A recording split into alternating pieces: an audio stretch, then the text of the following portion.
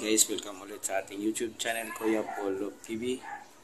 4 na araw tayo hindi nakapag-update sa ating YouTube guys. Gawa nga busy ako sa trabaho. Ngayong araw na to guys, update ko kayo sa yung mga inakay natin, inakyat natin sa taas. I-update ko yun sa inyo guys, pakita ko. Kasi ilang days na sila sa doon sa loop natin. Malakas na. Pwede na ring bitawan, pero mamaya na kasi baka mawala. Tara, samahan nyo ko. Okay tayo. Dito na tayo sa loop guys. Ito na yung mga waving inakyat natin dito. Yan. Lagyan pala ng planggana ng sawa ko. Sa kagaya ng sinabi ko sa kanya, binigyan ko siya ng instruction. Sa isang linggo, 2 beses maliligo yung ibon.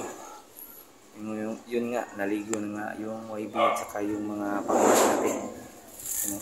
Kanya, kaganda na ng mga YB natin.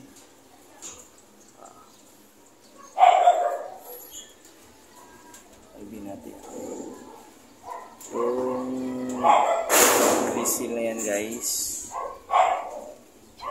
Para nagpiring na rin siya yung grizzle yan, yung white grizzle. Dito sa taas may tayo 8 ibon.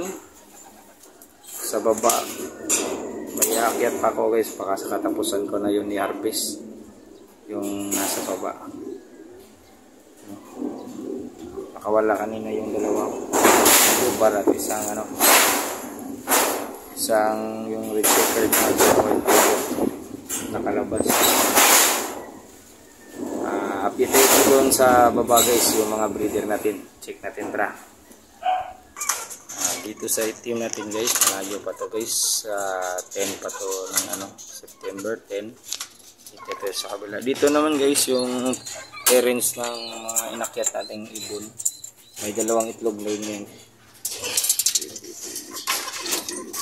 May 2 itlog na to guys. Tingnan nyo.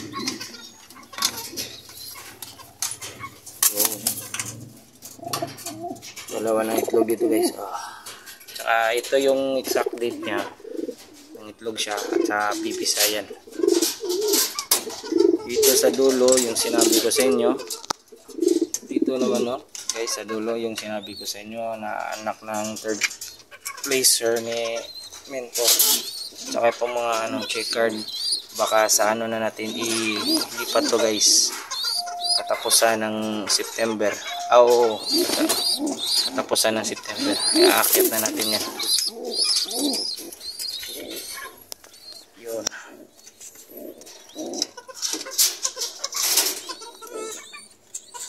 Hanggang dito na lang tayo guys. Update ko kayo bukas. Bye.